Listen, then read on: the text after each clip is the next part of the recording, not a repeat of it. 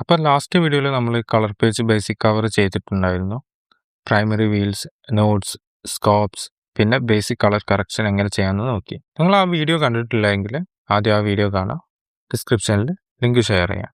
ആ വീഡിയോയുടെ അവസാനം ഞാൻ പവർ വിൻഡോസ് എന്നൊരു കാര്യത്തെക്കുറിച്ച് മെൻഷൻ ചെയ്തിട്ടുണ്ടായിരുന്നു. അപ്പോൾ ഈ വീഡിയോ അതിനെക്കുറിച്ചിട്ടാണ്. അപ്പോൾ എന്താണ് പവർ വിൻഡോ എന്ന് പറഞ്ഞു കഴിഞ്ഞാൽ, നിങ്ങൾ ഷൂട്ട് ചെയ്ത വീഡിയോയിൽ ബാക്ക്ഗ്രൗണ്ട് സൂപ്പറാണ്, പക്ഷേ സബ്ജക്റ്റിൻ്റെ ഫേസ് കുറച്ച് ഡാർക്കാണ്. ബാക്കി ഫ്രെയിം പെർഫെക്റ്റും ആണ്.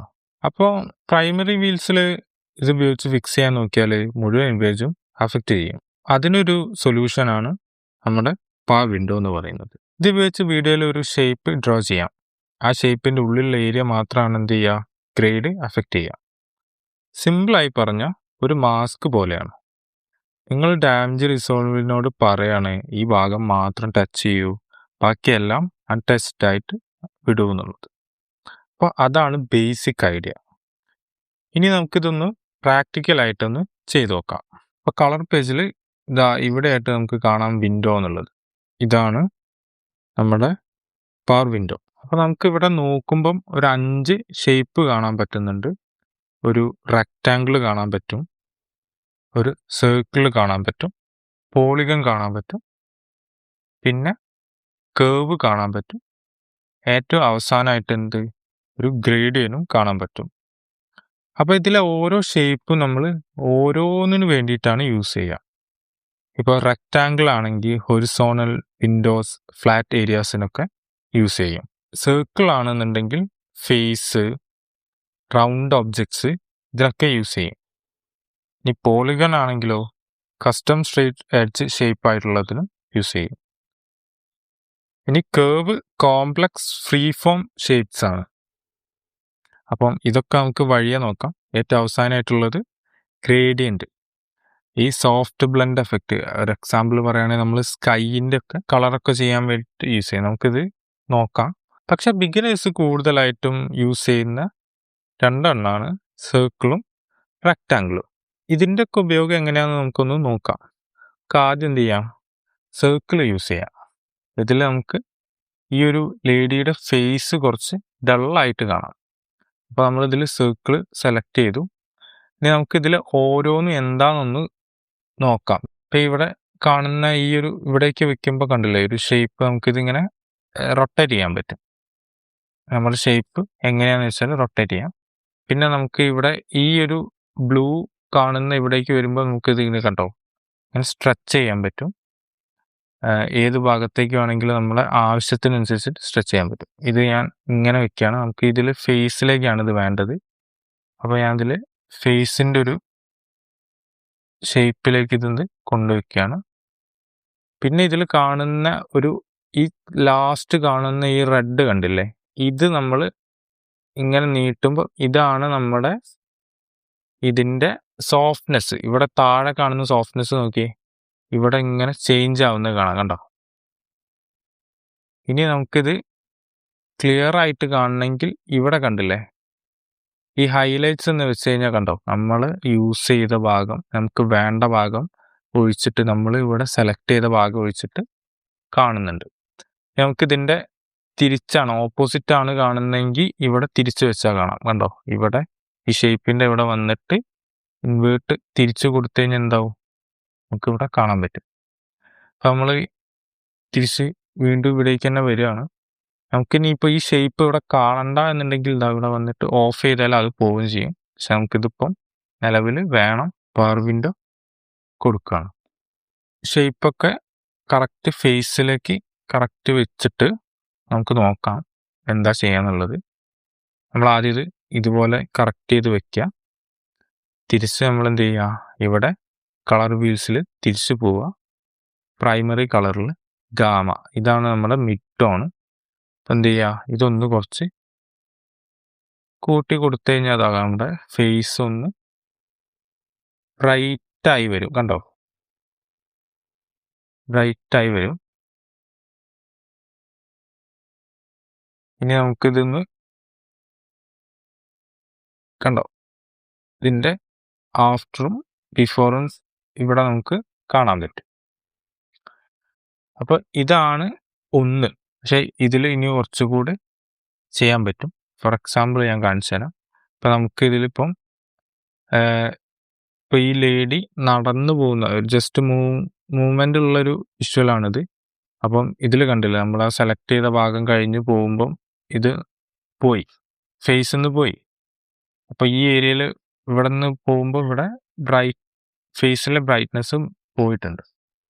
അപ്പോൾ നമുക്കത് എങ്ങനെ തിരിച്ചുകൊണ്ട് വരാം? അപ്പോൾ അതിനുള്ളതാണ് തൊട്ടപ്പുറത്തായിട്ട് കാണും ട്രാക്കർ എന്ന് കാണാം. അപ്പോൾ നമ്മൾ എന്ത് ചെയ്യുക, ഫസ്റ്റ് ഫ്രെയിമിൽ ഇതുപോലെ ഇതെല്ലാം വെച്ചിട്ട് ഈ ട്രാക്കറിൻ്റെ അവിടെ ട്രാക്ക് ഫോർവേഡ് ആൻഡ് റിവേഴ്സ് എന്ന് കാണാം.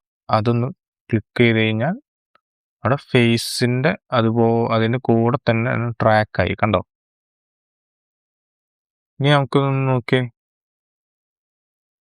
കണ്ടില്ലേ? ഇപ്പം ഫേസ് ഒന്ന് ഇതായി. നമുക്കൊന്ന് ആഫ്റ്റർ ബിഫോർ ഒന്ന് നോക്കിയാൽ കാണാം, കണ്ടില്ലേ? ഫേസിൽ കളർ ചെയ്യാൻ പറ്റും. അപ്പോൾ നമുക്ക് ഈ ഫേസിലേക്ക് കുറച്ചുകൂടെ എഫക്റ്റ് ഒക്കെ വേണമെങ്കിൽ ആഡ് ചെയ്യാൻ പറ്റും. ഫോർ എക്സാമ്പിൾ നമുക്കിതൊരു ബ്ലർ ആവണം, ഈ ഫേസ് ഒന്ന് ബ്ലർ ആവണമെന്നുണ്ടെങ്കിൽ എഫക്ട്സ് പോയിട്ട് ഗോഷൻ ബ്ലർ എന്നുള്ളത് ഇതിലേക്ക് കൊടുത്താൽ മതി. നമുക്ക് നോക്കുമ്പോൾ കാണാം, കണ്ടോ? അത് പ്ലേ ചെയ്യുമ്പോൾ ഫേസ് ബ്ലർ ആയിട്ടുണ്ട്, കണ്ടില്ലേ? ഇനി വേറൊരു കാര്യം കൂടി നോക്കിയാൽ ഇത് നമുക്കൊന്ന് തൽക്കാലം ഒഴിവാക്കാം. ഇപ്പോൾ ഫേസ് കിട്ടി. നമുക്ക് ഈ ഫേസ് അല്ല, ഇതിൻ്റെ ബാക്കി ഭാഗങ്ങളാണ്, ബാക്ക്ഗ്രൗണ്ടാണ് നമുക്കിതിൽ ചെയ്യേണ്ടതുണ്ടെങ്കിൽ ഒരു കാര്യം കൂടി ചെയ്യാൻ പറ്റും. ഇതിൻ്റെ റൈറ്റ് ബട്ടൺ ക്ലിക്ക് ചെയ്ത് കഴിഞ്ഞാൽ ഇവിടെ ആഡ് നോഡ് എന്ന് കാണാം. അതിൽ ആഡ് ഔട്ട്സൈഡ് എന്ന് ക്ലിക്ക് ചെയ്ത് കഴിഞ്ഞാൽ ഇവിടെ വേറെ നോഡ് കൂടി വരും. ഇതിൻ്റെ പ്രത്യേകത എന്താണെന്ന് വെച്ചാൽ നമ്മൾ ഇവിടെ സെലക്ട് ചെയ്ത ഫേസിൻ്റെ പുറത്തുള്ള ഭാഗം ഇവിടെ സൂക്ഷിച്ച് നോക്കിയാൽ കാണാൻ പറ്റും, കണ്ടില്ലേ? ഇനിയിപ്പോൾ അതിലൊന്ന് കളർ ചെയ്ത് നോക്കുമ്പോൾ നമുക്ക് ഇവിടെ കാണാൻ പറ്റും. ഇവിടെ കുറച്ചുകൂടി ബ്രൈറ്റ് കൊടുക്കുമ്പോൾ ഇതിനേക്കാൾ കൂടുതൽ ബ്രൈറ്റായി. ഡാർക്ക് ഏരിയയിലേക്ക് വരുമ്പോൾ അത് കൂടുതൽ ഡാർക്ക് ആവുന്നതും കാണാൻ പറ്റും, കണ്ടില്ലേ? അപ്പോൾ അങ്ങനെയും നമുക്കിതിൽ കളറ് ചേഞ്ച് ചെയ്യാൻ പറ്റും. ഇനി ഇതിലേക്ക് എഫക്റ്റ് കൊടുക്കുമ്പം ആ ഭാഗം കണ്ടില്ലേ, ബ്ലർ ആയിട്ടുണ്ട്. ഞാൻ ആ ഗോഷൻ ബ്ലർ ആ നോഡിലേക്ക് കൊടുത്തപ്പോൾ എന്തായി, ഈ ഫേസ് വെച്ച് ബാക്കിയെല്ലാം ബ്ലർ ആവുകയും ചെയ്തു. അപ്പോൾ ഇതേപോലെ ഞാനൊരു വേറൊരു ഫൂട്ടേജ് എടുത്തിട്ടുണ്ട്. ഇതിൽ നമ്മൾ റെക്റ്റാങ്കിൾ എങ്ങനെ ചെയ്യാമെന്നുള്ളതും കൂടി നോക്കാം. ഇതിലിപ്പോൾ ന്യൂ നോഡ് ക്രിയേറ്റ് ചെയ്തിട്ട് നേരത്തെ ചെയ്ത പോലെ തന്നെ ആ നോഡിലേക്ക് എന്ത് ചെയ്യാം, നമുക്ക് ഇതിൽ ഈ റെക്റ്റാങ്കിൾ ആയിട്ടുള്ളത് സെലക്ട് ചെയ്തു. ഇത് നമ്മൾ എന്ത് ചെയ്യുക, ഇതിൽ ഈ ഒരു നമ്പർ പ്ലേറ്റ് ഇതാണ് നമുക്ക് വേണ്ടാത്തത്. ഈ നമ്പർ പ്ലേറ്റ് എന്ത് ചെയ്യാം, നമുക്കിത് ബ്ലർ ചെയ്യണം.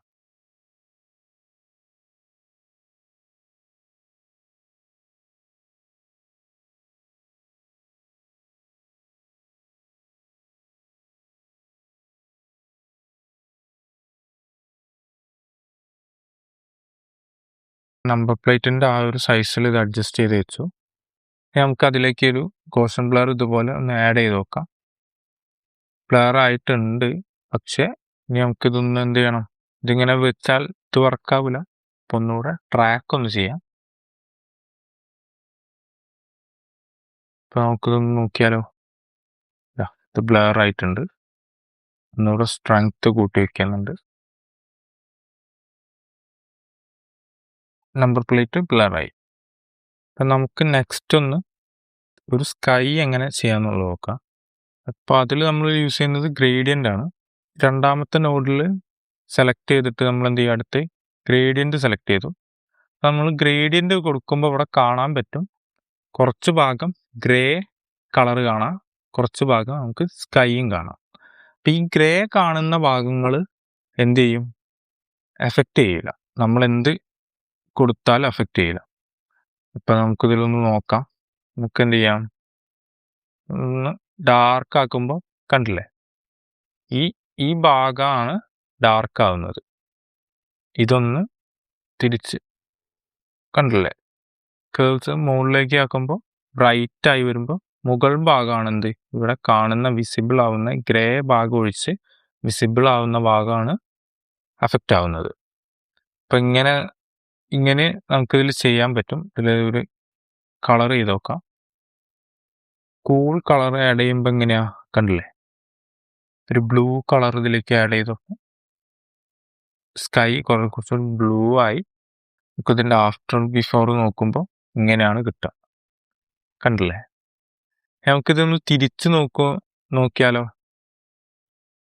നമ്മളിവിടെ വന്നിട്ട് ഈ ഒരു പോയിന്റ്, ഈ ഏരോ മാർക്ക് ഉണ്ടല്ലോ, അത് നമുക്ക് തിരിച്ചൊന്ന് വെച്ച് നോക്കാം. നമ്മൾ തിരിച്ചു വെച്ച് നോക്കുമ്പോൾ എവിടെയാണ് എഫക്റ്റ് ചെയ്യുന്നത്? നേരെ താഴെയാണ്. അതായത് സ്കൈ മാറിയിട്ട് സീലാണ് ഇപ്പോൾ വർക്കായിട്ടുള്ളത് കളർ. അപ്പോൾ ഇതാണ് ഈ ഗ്രേഡിയനിൽ ചെയ്യുന്നത്. ഭയങ്കര ബ്ലെൻഡായി നിൽക്കുന്ന, സോഫ്റ്റ് ബ്ലെൻഡിങ്ങിൽ യൂസ് ചെയ്യാൻ പറ്റുന്ന ഒരു ടൂളാണ് ഈ കാണുന്ന ഗ്രേഡിയൻ. പിന്നെ ഈ കേവ് എന്ന് പറയുന്നത് ഞാൻ കാണിച്ചു തരാം. കേവ് എന്ന് പറയുന്നത് ഇതുപോലെ നമുക്ക് ഇങ്ങനെ കട്ട് ചെയ്യാൻ പറ്റും. ഒരു സിമ്പിളായിട്ട് നമുക്ക് കട്ട് ചെയ്യാൻ പറ്റും. ഇപ്പോൾ നമ്മളിവിടെ ഇതാക്കുമ്പോൾ ഏത് ഭാഗമാണ് പോയത് അറിയണമെങ്കിൽ നമുക്കിവിടെ കാണുന്നില്ലല്ലേ ഏത് ഭാഗമാണ് പോയതെന്നൊന്നും. അപ്പം അതിന് വേണ്ടിയിട്ട് എന്ത് ചെയ്യും, ഇവിടെ നമ്മൾ ആഡ് ആൽഫ ഔട്ട്പുട്ട് എന്ന് കൂടി കൊടുത്തിട്ട് ഈ ബ്ലൂവിലേക്ക് കണക്ട് ചെയ്താൽ കണ്ടില്ലേ, നമ്മുടെ ഈ സ്കൈ ഒഴിച്ച് നമ്മുടെ ഈ സി ഒക്കെ എന്ത് ചെയ്തു പോയിട്ടുണ്ട്. അങ്ങനെ ബാക്ക്ഗ്രൗണ്ട് നമുക്ക് വേണ്ടാത്ത ഭാഗങ്ങൾ എന്ത് ചെയ്യും, മാസ്ക് ചെയ്യാനോ ഈ ഒരു ടൂൾ കൊണ്ട് പറ്റും. ഇപ്പം ഇവിടെ വേറെ എന്തെങ്കിലും, ഇപ്പം ഞാനൊരു എക്സാമ്പിൾ ഇവിടേക്ക് ഇപ്പോൾ ഈ ഒരു വീഡിയോ വെച്ചാൽ, ഇപ്പം ഞാൻ ഈ സ്കൈൻ്റെ ഇതുപോലെ 2 വീഡിയോ ഇവിടേക്ക് ഞാൻ ഇങ്ങനെ വെച്ചിട്ട് ഇതൊന്ന് ബ്ലെൻഡ് ചെയ്താൽ എന്താവും, ആ സ്കൈയും ഇതും ബ്ലെൻഡ് ആവും. കണ്ടില്ലേ, ഈ സ്കൈയും ഈ ഒരു വീഡിയോയുടെ ഈ ഒരു ഭാഗവും തമ്മിൽ ബ്ലെൻഡ് ആയിട്ടുണ്ട്. അപ്പം അങ്ങനെയും നമുക്ക് ഇത് എന്ത് ചെയ്യാം, ഇത് മാസ്ക് ചെയ്യാൻ പറ്റും. വേറൊരു പിക്ചറിൽ നമ്മൾ ഫോട്ടോഷോപ്പിലൊക്കെ മാസ്ക് ചെയ്യുന്ന കണ്ടില്ലേ, അതുപോലെ 2 പിക്ചർ തമ്മിൽ മാസ്ക് ചെയ്തിട്ട് വെക്കാനും പറ്റും. ഇനി ഇതിലെന്ത് ചെയ്യാം, കീ ഫ്രെയിം ഒക്കെ കൊടുത്താൽ നമുക്ക് പുതിയ ട്രാൻസിഷൻസ് ഒക്കെ ക്രിയേറ്റ് ചെയ്യാനും അതും പറ്റും. അപ്പം ഇതാണ് പവർ വിൻഡോ എന്ന് പറയുന്ന ടൂള്. ഈ ഒരു വീഡിയോ ഇത്രയേ ഉള്ളൂ. നിങ്ങൾ ഇതൊക്കെ ഒന്ന് ചെയ്ത് നോക്കുക, പ്രാക്ടീസ് ചെയ്ത് നോക്കുക. എന്തെങ്കിലും ഡൗട്ട് ഉണ്ടെങ്കിൽ കമൻറ്റ് ബോക്സിൽ പറയാം. അപ്പോൾ അടുത്ത വീഡിയോയിൽ വീണ്ടും കാണാം.